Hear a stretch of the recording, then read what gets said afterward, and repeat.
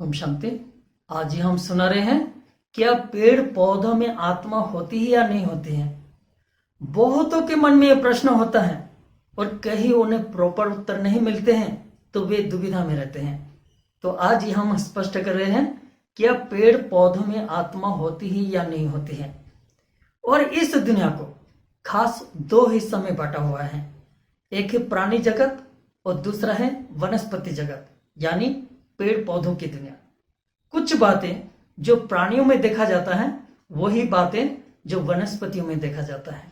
जो प्राणियां जो पैदा होते हैं, पैदा होने के बाद जो जो करते हैं, पैदा होने के बाद जैसे वो खाते हैं, पीते हैं, श्वास लेते हैं, सोते हैं, बड़ा होते हैं, अपना वंश विस्तार करते हैं और फिर एक दिन खत्म हो जाते हैं। इसी प्रकार जो वनस्पतियों में देखा जाता है। तो वनस्पतियां भी जो पेड़ पौधे हैं, वो पौधा जन्म लेते हैं, पौधा होते हैं, फिर धीरे धीरे वो भी खाते हैं, पीते हैं, वो भी श्वास लेते हैं, बड़ा होते हैं और वंश विस्तार भी करते हैं और एक दिन खत्म हो जाते हैं। प्राणियां ऑक्सीजन अंदर में लेती हैं और कार्बन डाइऑक्साइड बाहर छोड़ती हैं, और वनस्पति कार्बन डाइऑक्साइड अंदर लेती हैं और ऑक्सीजन बाहर छोड़ती हैं।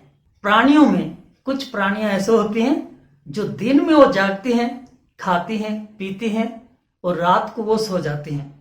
और कुछ प्राणियां ऐसे होते हैं जो दिन को वो सो जाती हैं, रात को वो जागती हैं, घूमती हैं, खाती हैं, पीती हैं।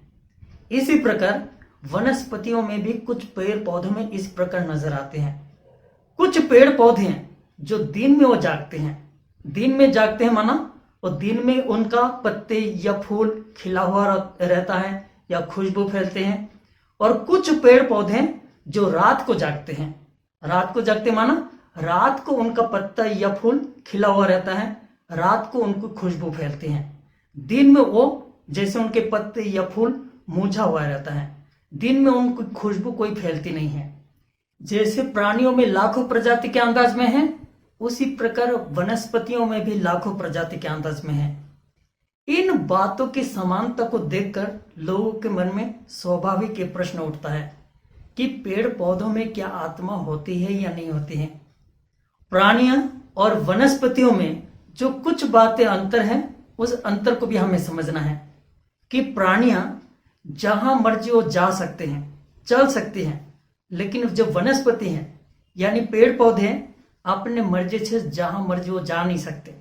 वो एक ही जगह पर भी वो खड़ा रहते हैं। और प्राणियों में जो कुछ बातें दिखाई देते हैं कि प्राणियों में कभी आपस में प्यार भी होता है, कभी उनमें मोह भी होता है, और कभी उनमें क्रोध भी होता है, और कभी आपस में लड़ाई भी करते हैं, और कभी उनमें भय भी उत्पन्न होता है। इस प्रकार प्राणियों में नजर आता है। भले वो जानवर है, जैसे घर में पालतू जानवर है, कुत्ता है या गाय है। जो पालतू जानवर होता है, उनका मालिक के साथ प्यार हो जाता है, मोह हो जाता है। जब उनको दूर हटाने के प्रयास करते हैं, कभी बेच देते हैं, तो बेचने का, दूर हटने का जैसे उनको इशारा मिलता है तो वो दुखी होते हैं। उस मोह के कारण वो भले वो जानवर है, लेकिन वो चिल्लाता है, रोते हैं। लेकिन इस प्रकार की बातें हम कभी भी वनस्पतियों में नहीं देखते हैं। अर्थात कभी भी पेड़ पौधों में आपस में प्यार उत्पन्न होते हुए, या तो मोह उत्पन्न होते हुए, क्रोध करते हुए, दुखी होते हुए, या तो भय करते हुए, पेड़ पौधों में यह सब बातें हम नहीं देखते हैं। यही मूल अंतर है। अर्थात यही बातें आत्मा में होती हैं। कैसे होती हैं?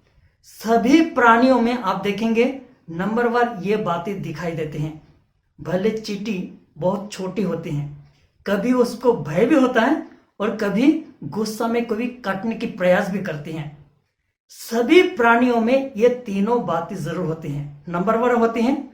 और सभी प्राणियों में श्रेष्ठ, जो सबसे उच्च बुद्धिवान प्राणी, वो है मनुष्य। मनुष्य की बुद्धि सबसे उच्च है, सबसे श्रेष्ठ है। मनुष्य अपने बुद्धि बल से जहां चाहे वो जा सकते हैं, जो चाहे सो कर सकते हैं। और मनुष्य अपने बुद्धि बल से दूसरी कोई प्राणियों की बुद्धि को भी परिवर्तन कर सकते हैं। भले प्राणियों में मन, बुद्धि, संस्कार सभी प्राणियों में है, लेकिन प्राणियां, कोई भी दूसरे जो प्राणियां हैं मनुष्य के सिवाय, वो अपनी बुद्धि को परिवर्तन नहीं कर सकते। मनुष्य अपनी बुद्धि बल से उनकी बुद्धि को परिवर्तन कर सकते हैं, लेकिन सभी जो प्राणियां हैं अपनी प्रजाति के संस्कार अनुसार ही चलते हैं। और जो वनस्पति हैं, वनस्पतियों में मन और बुद्धि उनमें नहीं है। जो साइंस की भाषा में आप समझ जाएंगे, उसमें जो एटम बोलते हैं, हर चीजों में एटम है, भले पत्ते हैं या फल है या तो पेड़ है या उसकी जो टानी है या तो जड़ है, हर चीजों में एटम जरूर होते हैं। एटम में जो वहां बोला जाता है साइंस की भाषा में, उसमें प्रोटॉन, इलेक्ट्रॉन और न्यूट्रॉन, ये 3 चीजें होती हैं। और आत्मा में मन, बुद्धि और संस्कार, ये 3 चीजें होती हैं। जो एटम में है वो भी सूक्ष्म है, उसमें भी चेतन शक्ति है, उसमें ओनली संस्कार है, सिर्फ संस्कार है, मन बुद्धि नहीं है। इसलिए जो पेड़ पौधे होते हैं वो भी सिर्फ अपने प्रजाति के संस्कार अनुसार ही उसकी वृद्धि होती है। जैसे हमारे शरीर की ग्रंथियां है, कोशिका है, वो भी जीवित है, लेकिन उसमें आत्मा नहीं होते हैं, उसमें एटम्स होते हैं। और हमारे जैसे श्वास से चलते हैं, ऑक्सीजन मिलता है, उसी के आधार पर वो जीवित रहता है। अगर श्वास बंद हो जाए, ऑक्सीजन मिलना बंद हो जाए, तो वो भी डेड हो जाते हैं। इसी प्रकार से ही जो वनस्पतियां हैं उसमें भी आत्मा नहीं होती हैं, और उसकी जो आवश्यकता है, मिनरल्स वगैरह अगर मिलते हैं तो उस प्रकार से वो जीवित रहता है। अब देखेंगे, हर पेड़ पौधे अपने संस्कार अनुसार ही उसकी वृद्धि होती है। अपनी इच्छा अनुसार, अपनी मर्जी से वो चल नहीं सकते हैं।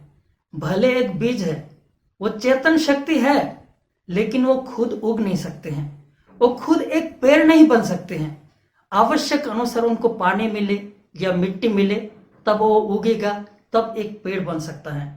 वो अपने इच्छा अनुसार कुछ नहीं कर सकते हैं।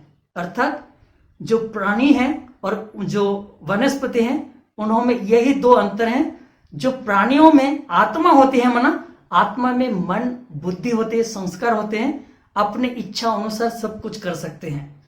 और वनस्पति में एक ही बात है, जो उसमें आत्मा नहीं है, अर्थात मन और बुद्धि नहीं है, जिस कारण अपने मर्जी से वो कुछ नहीं कर सकते हैं।